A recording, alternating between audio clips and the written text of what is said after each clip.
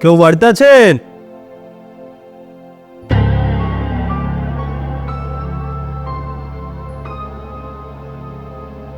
কি বলবেন বলুন।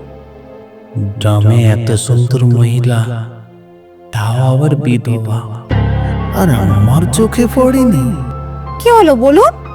হ্যাঁ, বলছি আমি গ্রামের মানুষকে সাহায্য করতে এসেছিলাম। এই সুকান্ত, চাল আর কি কি আছে দিয়ে দে নাকি।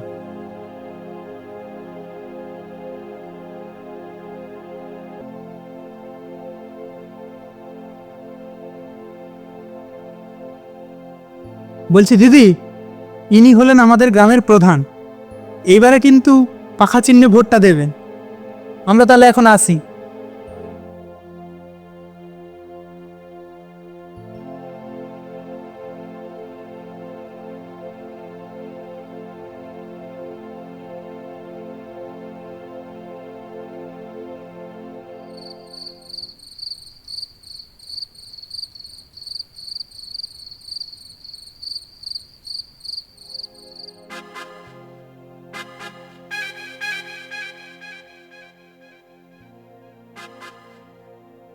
সুকান্ত, কি বুঝছিস? গ্রামের মানুষ আমাকে ভোট দেবে তো? আরে দাদা, আমি যখন আছি কোনো চিন্তা করতে হবে না। এইবার আমরা 80% ভোট পাবো। আচ্ছা, আজ বিকেলে লাস্ট যে বাড়িতে গেছিলাম না, ওই বিধবা মহিলাটাকে তুই চিনিস? হ্যাঁ চিনি তো। 1 বছর হলো ওর স্বামী মারা গেছে। আগে পিছে বলতে ওর কেউ নেই। ওই বাড়িতে ও একাই থাকে। আর এই খবরটা তুই আমাকে আগে দিসনি কেন? ভুল হয়ে গেছে দাদা, ক্ষমা করে দেবেন। এবারে তাহলে ভুলটাকে ঠিক করে নিন।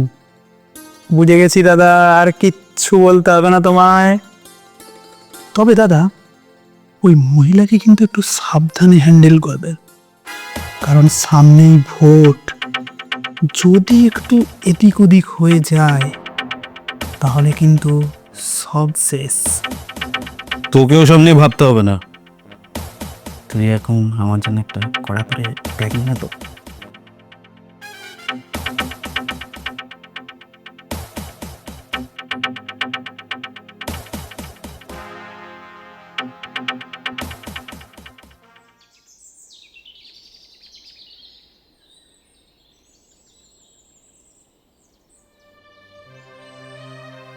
রূপা, রূপা, হ্যাঁ রূপা।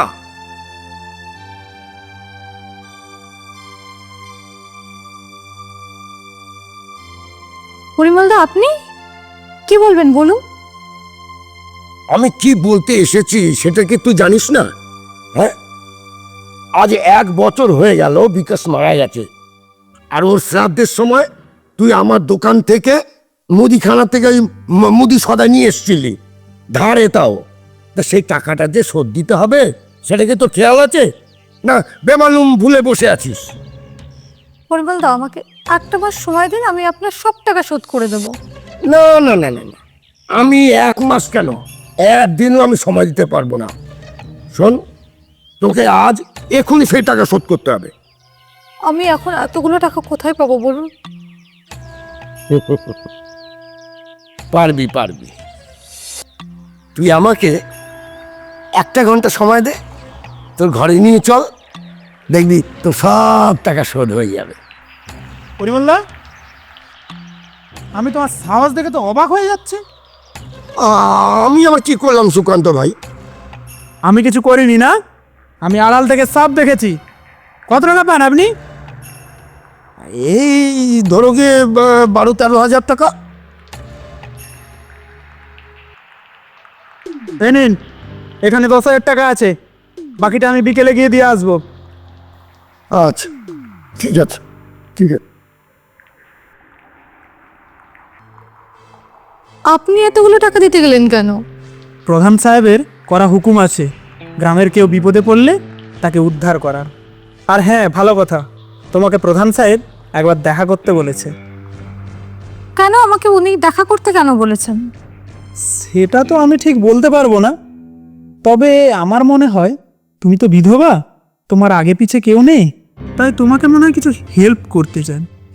তাহলে আমি কখন যাব? তোমার যখন ইচ্ছে তুমি যেও, তবে তুমি গেলে তোমার লাভ ছাড়া কিন্তু ক্ষতি হবে না। আমি তাহলে এখন আসি। হ্যাঁ, আসুন।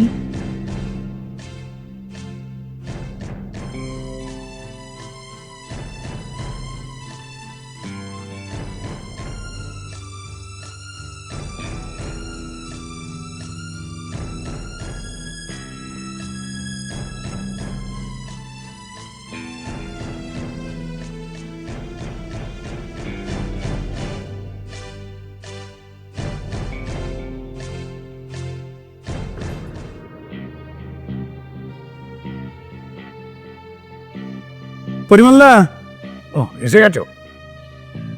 আমার কথা মতো কাজটা করার জন্য আপনাকে ধন্যবাদ। দিন, টাকাটা দিন। হ্যাঁ, টাকাটা এই নাও। বলছিলাম কি ভাই, প্রধানের খাতা থেকে এই টাকাটা কিন্তু বাদ দিও। সে নিয়ে তোমাকে কোনো চিন্তা করতে হবে না পরিমলদা, আমি আছি তো। আসছি তাহলে। আচ্ছা, ঠিক আছে, বেশ, আমি চলি।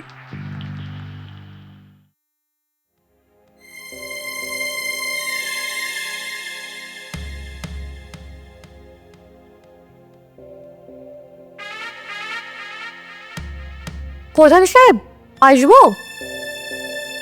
হ্যাঁ, এসো।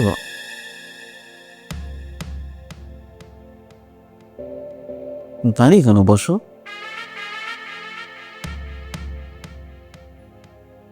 প্রধান সাহেব আমাকে কেন ডেকেছেন একটু বলবেন? শুনলাম 1 বছরের বেশি হয়ে গেল স্বামী মারা গেছে, তো সংসার চলে কি করে? ওই লোকের বাড়িতে কাজ করি, যা টাকা পাই তাতে একার সংসার চলে যায়। সুকান্ত বলছিল মুদিখানা দোকানদার নাকি তোমাকে যা নয় তাই বলে অপমান করছিল। হ্যাঁ প্রধান সাহেব, তখন সুকান্ত ভাই গিয়েই আমার সম্মানটা বাঁচালো। শোনো, তোমাকে একটা কথা বলি, তুমি আমার কাছে কাজ করো, তাতে তোমার কোনো অভাব থাকবে না, আর কেউ কিছু বলার সাহসও পাবে। আমি মনে মনে একটা আন্দাজ করেছিলাম যে আপনি আমাকে কিসের জন্য ডাকতে পারেন। তো কি আন্দাজ করেছো শুনি? ওই যে আপনার কাছে কাজ করা মানেই তো আপনাকে মাঝে মধ্যে খুশি করতে হবে, আর আপনি আমাকে নিয়ে মাঝে মধ্যে একটু বিছানাটা এলোমেলো করবে। তুমি এত কিছু জানলে কি করে? আমি আপনার কথায় রাজি, কিন্তু আমি যেগুলো বললাম সেগুলো সত্যি তো? ওই যে সুকান্তর বউ, সোমা, রিয়া, সবাই তো আপনার বিছানা এলোমেলো করেছে, তাই না? সবাই বিপদে পড়ে আমার কাছে এসছে, আমি তাদের হেল্প করেছি। আর শোনো, এই যুগে সব গিফট অ্যান্ড টেকের উপর চলে। না রে শুয়োরে বাচ্চা, তোর কাছে কেউ বিপদে পড়ে আসেনি, তুই তাদের বিপদে ফেলে তোর কাছে এনেছি। তোমার সাহস কি করে হয় আমার বাড়িতে বসে আর আমাকেই গালাগালি করছো?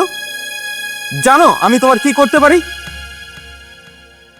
তুই আবার কি করবি সেটা তো পরে দেখা যাবে, আমি তোর কি করি সেটা একবার দেখে নে।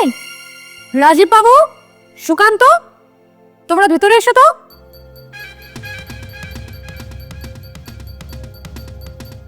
রাজুবাবু, আপনি এসছেন, ভালো করেছেন। এই মহিলাকে আমি একটা কাজের জন্য ডেকেছিলাম, আর ডাকার সাথে সাথে ও আমাকে ব্ল্যাকমেল করছে, বলছে এক্ষুনি 1 লাখ টাকা দিতে হবে, আর না হলে গ্রামের সবাইকে গিয়ে বলে দেবে যে আমি রেপ করেছি। চুপ করুন, আর কত মিথ্যে কথা বলবে? আপনি এতক্ষণ যা যা কথা বলেছেন সব আমরা ভিডিও রেকর্ডিং করেছি। সুকান্ত, প্রধান সাহেবকে দেখাও আমরা যা ভিডিও রেকর্ডিং করেছি।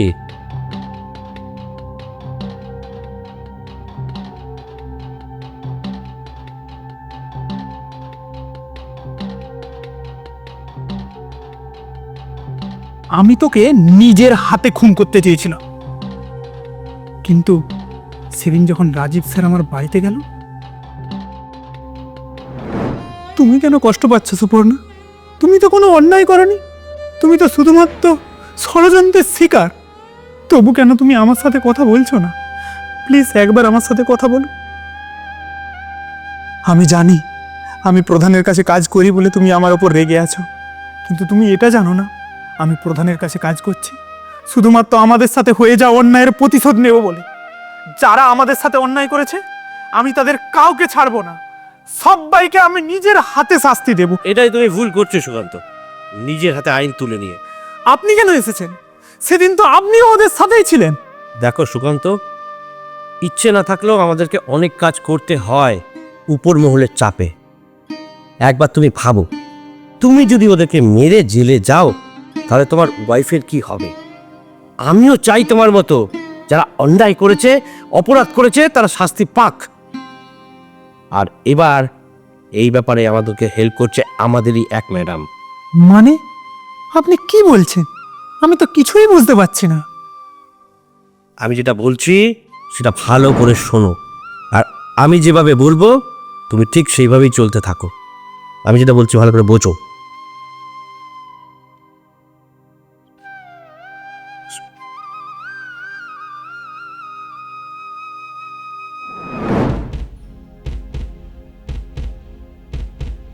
প্রধান সাহেব, এই রূপা কোনো সাধারণ মেয়ে নয়, উনি আমাদের ম্যাডাম, পুলিশ অফিসার রূপা দেশমুখ। সুকান্ত, তোমাকে ধন্যবাদ আমাদেরকে হেল্প করার জন্য। রাজীব বাবু, হুম। আপনি এই জানোয়ারটাকে থানায় নিয়ে যান, আমি একটু পরে আসছি। চলুন প্রধান সাহেব। সুকান্ত, কাজটা ভালো করলি না। জেলে আমাকে বেশি দিন আটকে রাখতে পারবে না।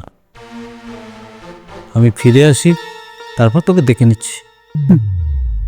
আগে ফিরে তো আসুন, তারপর দেখা যাবে কে কাকে দেখে নেয়। রাজীববাবু, এবার লাগে নিয়ে যান তো। কি প্রধান সাহেব, হাতে হাত করা পরিয়ে নিয়ে যাব নাকি এমনিই যাবেন? চলো। আসো।